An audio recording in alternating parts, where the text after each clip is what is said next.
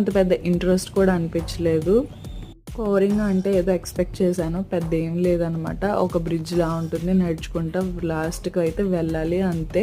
ఇక్కడైతే మేము చాలా ఫొటోస్ అండ్ వీడియోస్ అయితే తీసుకున్నాం. కొంచెం ముందుకు వెళ్ళి కార్నర్లో నేనైతే స్టిల్స్ చాలా ఇచ్చాను అనమాట. మా అన్నయ్య ఫోటోగ్రాఫర్ ఉన్నారు కదా, వాళ్ళు వీడియోస్ ఇంకా ఫొటోస్ అన్నీ తీశారు. ఇవన్నీ కూడా డిఫరెంట్ మ్యాంగ్రూవ్స్ అంటే చూడండి, ఆ చుట్టుపక్కల ఉన్న ట్రీస్ అన్నీ కూడా భలేగా ఉన్నాయన్నమాట. మంచి వెదర్ అయితే ఉన్నది ఇక్కడ మేము వెళ్ళే టైంకి.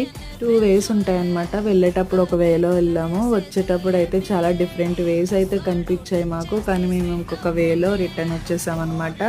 మా తేజ ఎందుకు రాలేదో నాకు ఇప్పుడైతే అర్థమైంది. ఎప్పుడు చూసినా రాను రాను అనేవారు అనమాట. కానీ ఇక్కడ ఏముండదు అసలు. ఇలా ఒక బ్రిడ్జెస్ ఇంకా దురద గంట అంటాం కదా, అవి చుట్టూ ఎక్కువ అవే ఉన్నాయన్నమాట. ఊర్లో ఎక్కువ వినాయక చవితిలో ఎక్కువ యూజ్ చేస్తూ ఉంటారు కదా, ఆకులు ఉన్నాయి. ఈ వీడియో